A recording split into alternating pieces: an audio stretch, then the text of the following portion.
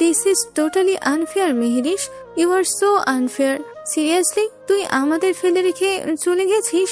গেছিস তো গেছিসই, আসার নামগন্ধই নেই। তোর 1 সপ্তাহ কি এখনো শেষ হয়নি নাকি? কবে আসছিস ইয়ার? ওই মিষ্টিও।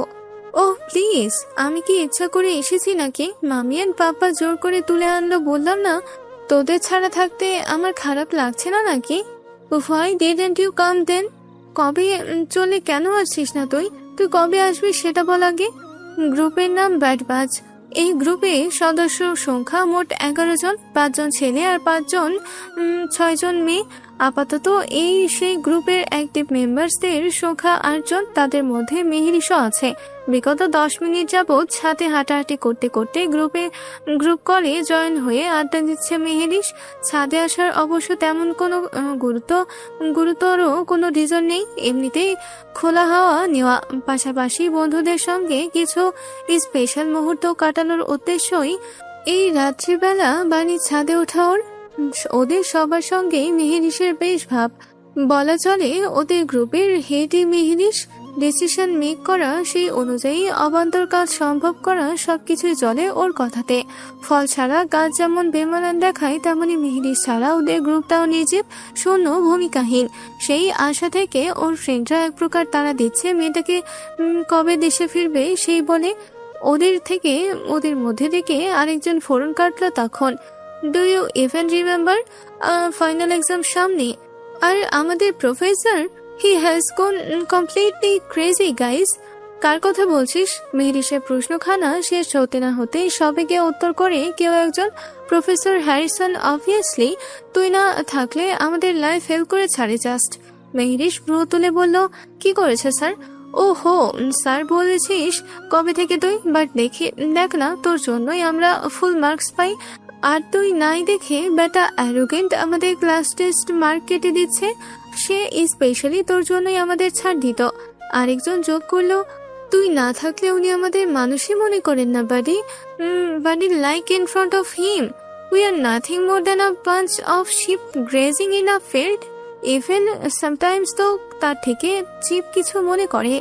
ওকে ওকে রিল্যাক্স, এবার গেলে ডাবল মার্কস পাইয়ে দেব, প্রমিস। ও রিয়েলি? কিভাবে, কি করবি? চুমুটুমু খাবি নাকি? সবাই একসাথে হো হো করে হেসে উঠলো তাতে। মেহেরিশ নাটকীয় ভঙ্গিতে চোখ ঘুরিয়ে বলল, চুমু? ও প্লিজ, এত চিপ না আমি। মেহেরিশ মির্জা এতটাও লো ক্লাস না। স্পেশাল ডিনারে ইনভাইট করব, তারপর সব manage. Oh look at her. শুধুই কি তোকে আমাদের টিম হেড মানি? ইউ হান্টারলি ডিজার্ভ দিস বাডি। হাসির রোল উঠলো আরেক দফা, কথা চলতেই থাকলো। তখনও হাসতে হাসতে মেহেরিশ একটু এগিয়ে এলো রেলিং এর দিকটায়। বেখেয়ালে হাত নাড়তে নাড়তেই আকস্মিক ওর কোনোই লেগে পাশের একটা ফুলের টব ধাক্কা খেয়ে নিচে পড়ে গেল ঠাস করে। হোলি শিট! মাটির টব ভেঙে টুকরো হয়ে ছাদে ছড়িয়ে পড়লো নিমিষে। কিছু মাটি এসে পড়লো ওর গায়ের উপর, গায়ে জামাইও এসে লাগলো কিছুটা। ফোনটা পাশে রেলিং এ রেখে স্পিকার অন করে বসলো নিচু হয়ে ঝুঁকে। হে গাইজ ওয়েট, একটু মিস হয়ে গেছে বলে নিচু হয়ে মাটি সরাতে লাগলো। পায়ে হাত ভরে মাটি তুলে পাশে রাখছে, জামা ঝাড়ছে, পা থেকে মাটিগুলো সরাচ্ছে এলোমেলো ভঙ্গিতে। পায়ে চোটও পেয়েছে কিছুটা। সব পরিষ্কার করে চট করে উঠে দাঁড়াতে গেলে বাঁধল বিপত্তি। পিছনে ঘুরতে আকস্মিক ওর 2 হাত ঠেলে গিয়ে ঠেকলো কারো শক্তপোক্ত বলিষ্ঠ বুকে। আশ্চর্যে বাকরুদ্ধ হয়ে চোখ কপালে তুলল মেহেরিশ। অফ হোয়াইট হাফ হাতা টি শার্ট গায়ে দাঁড়িয়ে আছে কেউ একজন। সে টি শার্টের নিচে স্পষ্ট হয়ে থাকা পেশি রেখা, 6 ফুটের বেশি লম্বা দেহখানা আর কারো নয় বরং পূর্ব। এক পর্যায়ে ভীষণ বাজেভাবেই থমকালো, ভরকালো রমণী। তবে ওই মুহূর্তে যতটা না বেশি চমকেছে পূর্বকে এখানে দেখে, তার থেকে দ্বিগুণ বেশি চমকেছে মূলত পূর্বকে এই ভেসে দেখে। এর আগে কখনো পাঞ্জাবি ছাড়া অন্য পোশাকে দেখেনি লোকটা বোধহয় এসব পোশাকে একদম ফিট অ্যান্ড পারফেক্ট। তাই বলে এতটা সিম্পল একটা টি শার্ট গায়ে জড়িয়েও কাউকে এতটা মারাত্মক সুন্দর কিভাবে লাগতে পারে? নাকি ওর চোখে সুন্দর লাগছে শুধু? আশ্চর্য, চোখের সমস্যা হলো নাকি ওর আবার? Crush in everyone disease. মাটিতে দ্বারা ওর হাত দুটো সাদা টি শার্টে স্পষ্ট দাগ ফেলে দিয়েছে ততক্ষণে। লোকটা যে ওর দিকে অগ্নি চোখে চেয়ে থেকে ফুসছে সেদিকেও বিন্দু মাত্র খেয়ালটুকুও নেই এই নির্বোধ মেয়েটার। ধ্যান ভাঙে গ্রুপে ওর থেকে অনেকক্ষণ যাবৎ রেসপন্স না পাওয়া বন্ধুদের কণ্ঠে, এই মেহরিশ, হোয়াট হ্যাপেন্ড? কেউ এসেছে নাকি? একজন হঠাৎ হাসতে হাসতে বলে উঠল, ওয়েট আ মিনিট, ওই যে তোর ওই অ্যারোগেন্ট ওল্ডার ডোমিনিয়ারিং এগোয়েস্টিক কাজিনটা, কি জানো না, পূর্ব, সামনে দাঁড়িয়ে আছে নাকি ভেটাই? আরেকজন সঙ্গে সঙ্গে যোগ করলো, হ্যাঁ রে, তুই না বলেছিলি লোকটা ভীষণ অ্যাটিটিউডওয়ালা, মোডি, কারো দিকে তাকায় না, and lastly he is interested in man. Don't tell me তোর ওই মিস্টার অ্যারোগেন্ট হাজির হয়ে গেছে সামনে। লোকটা দেখতে কেমন রে? আঙ্কেলের বয়সী তো বললি, একটা পিক থাকলে দিস তো। এই না না, এক্ষুনি দে, একটু দেখি বেটাকে। হাসির ঢেউ বইল আরেক চোট। ফ্রেডদের এক একজনের কথায় শুষ্ক ঠোঁট দুটো জিভ দিয়ে ভিজালো মেহেরিশ। ফ্যাকাশে চেহারাটা একটুকুন হয়ে অস্বস্তিতে আইঢাই হয়ে দাঁড়িয়ে রইল ওভাবেই। তুরন্ত হাত বাড়িয়ে ফোনটা তুলতে নিতে যাচ্ছিল, অমনি ঝড়ের বেগে ফোনটা ছো মেরে কেড়ে নিল পূর্ব। চোখের পলকে ফোনটা আবিষ্কার করলো ফ্লোরে দ্বিখণ্ড হয়ে পড়ে থাকা অবস্থায়। পূর্বর চোয়াল দুটো অস্বাভাবিক রকম শক্ত, তখন ফুসেই যাচ্ছে, তখনও সাপের মতো ফুসতে থাকার দরুন বুকের পেশিগুলো ফুলে ফেপে উঠছে ক্ষণে ক্ষণে। শিরা উপশিরা টান টান দৃশ্যমান। আটকে উঠল মেহেরিশ প্রচন্ড বিহ্বলতায়, কপাল টান টান করে চাইলো ভাঙা ফোনটার দিকে। অমনি নাকের পাটা ফুলে উঠল মেয়েটার। বিলীন হলো মুহূর্তেই খানিক আগে তৈরি হওয়া সেই মোহ। ইউ, সাহস কি করে হলো আমার ফোন ছুঁড়ে মারার আপনার? Do you have any idea ওটার ভেতরে কি কি ছিল? আমার সব কিছু, documents, file, everything. Do you have any idea ওটার কোস্ট কত? Just shut the fuck up. চলে যা এখান থেকে, নিজে ভালো চাস তো চলে যা। Get lost, I said get lost নাও।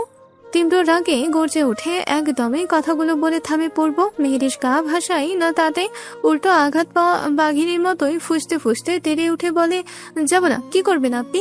করুন, এই যে এখানেই দাঁড়িয়ে থাকবো। আমার ফোন ভেঙেছেন কেন আপনি? আপনাদের বাড়ির এসেছি বলে মাথা কিনে নিয়েছেন, যা ইচ্ছে খুশি ব্যবহার করেই যাচ্ছেন। কোন অধিকারে আপনি আমার ফোনে টাচ করেছেন? Speak up. কোন পুরো কথাটা শেষ করার আগেই থেমে গেল মেহেরিশ। থামতে হলো বাধ্য হয়ে। হাতের ব্যথায় কপাল কুঁচকে মৃদু কোকিয়ে উঠল। ওর হাতটা মুচড়ে পেছনে ঠেলে দেওয়ানের সঙ্গে চেপে ধরেছে পূর্ব। আকস্মিক এভাবে ধরাই অজান্তে মেহেরিশের কাছাকাছি চলে এসেছে, এতটাই কাছাকাছি যে তার নিঃশ্বাসের উষ্ণতা পর্যন্ত টের পাচ্ছে মেয়েটা। মেহেরিশের বুকের ভেতরটা হঠাৎই কেমন কেঁপে উঠল। পূর্বের কণ্ঠ তখনও গর্জন তোলা ঢেউ। অধিকার শিখাচ্ছি সামাই। তোর উপর থেকে নিচ কেটে টুকরো টুকরো করে প্যাকেট করে তোর দেশের পাঠিয়ে দেওয়ার ব্যবস্থা দেওয়ার পরও আমার কিছু বলার ক্ষমতা কেউ রাখে না। আর তুই আসছিস আমায় অধিকার শিখাতে? বেশি অবাধ্য হবি তো একদম জানি মেরে ফেলবো। কে আটকাবে আমাকে? তোর বাপ। দুটোকেই একসাথে পিস পিস করে কাটবো তখন বুঝবি শাফির আহসান পূর্ব কি জিনিস। মেহেরিশের কানে কথাগুলো কি আদৌ পৌঁছেছে? কারণ মেয়েটা তো আটকে গেছে অন্য কোথাও, সম্পূর্ণ ঘরে তলিয়ে। লোকটা শরীর থেকে ভেসে আসা সেই কড়া ঝাঁঝালো পারফিউমে গন্ধে ভনভন করছে ওর মাথাটা। ভেতরটাই কেমন শিশির করে উঠছে। লোকটা ওর হাত স্পর্শ করেছে সত্যি। শরীরের হাড় বেয়ে হিমশীতল একদলা স্রোত বেয়ে যাচ্ছে ওর। হৃদস্পন্দন বাড়ল অকারণে। পেটের ভেতরটাই ছোট ছোট প্রজাপতি ডানা ঝাপটাচ্ছে। পূর্ব কথা বলেই যাচ্ছে তখনও, কিন্তু মেহেরিশের চোখ দুটো তো পূর্বের ওই ব্রাউন রঙা মণি দুটোতেই আটকে। কি ধারালো, কঠিন, তীক্ষ্ণ, গম্ভীর সেই দৃষ্টি। শত্রুকে ঘায়াল করতে বোধহয় এই চোখ দুটোরই চাহনি যথেষ্ট। লোকটাকে এই চোখ দিয়েই জনগণকে ম্যানিপুলেট করে ভোট হাতিয়েছে। পূর্বর বলা প্রতিটা কথা ওর কানে সুরেলা লাগছে। মনে হচ্ছে যেন ওর আশেপাশে 4-5 জন কালো পোশাকি লোক সুর তুলে রোমান্টিক ভায়োলিন বাজাচ্ছে। লাল লাল গোলাপের আস্তরণ ঢাকা এই ছাদটায় আপাতত আর মির্জা সাহেব শুধু, আর কেউ নেই। গোল্লায় যাক সব। মুগ্ধ হয়ে তাকিয়ে রইল মেয়েটা, নিষ্পলক সেই চাহনি। আচ্ছা, কেউ রাগলে এত যে সুন্দর কেন দেখাবে তাকে? কেন কেন কেন? এর উত্তর কে দিবে ওকে? আপনি এত হট কেন? রাগে রিরি করা ওই পুরুষালী দৃষ্টি যুগল থেমে গেল অগত্যা। মেহরিশ নিজেও বুঝতে পারছে না মন্ত্রমুগ্ধের ন্যায় কি বলে যাচ্ছে মেয়েটা। এত সুন্দর করে কথা বলেন কিভাবে? জল্লাদের কি এত সুন্দর হতে হয়? এটা মানা যায় না, একদমই মানা যায় না।